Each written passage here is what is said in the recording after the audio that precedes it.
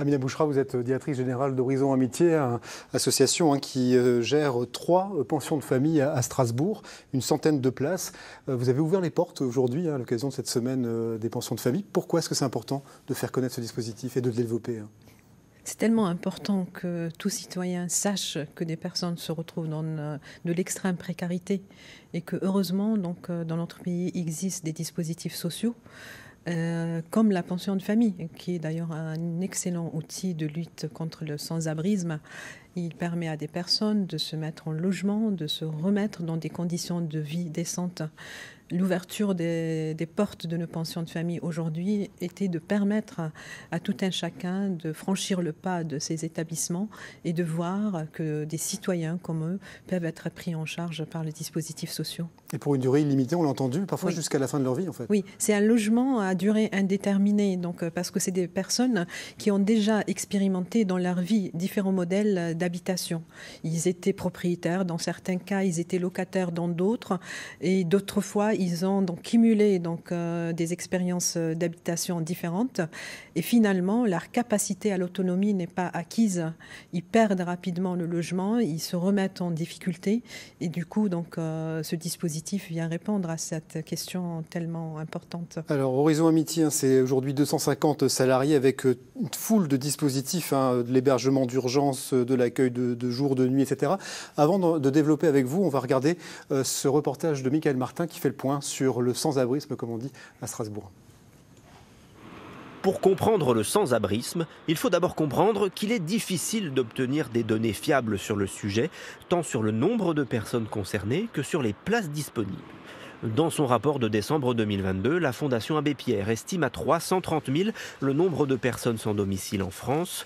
Une situation qui recoupe aussi bien les personnes sans abri, en habitation de fortune, à l'hôtel, en hébergement collectif ou associatif, ou même relevant du droit d'asile. Ce chiffre a plus que doublé en 10 ans.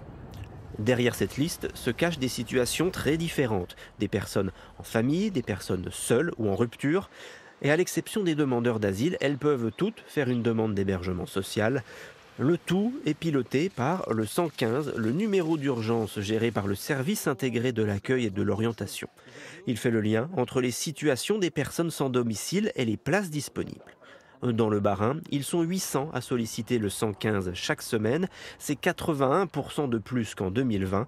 Fin septembre de cette année, plus de 1000 demandes d'hébergement étaient toujours en attente dans le département.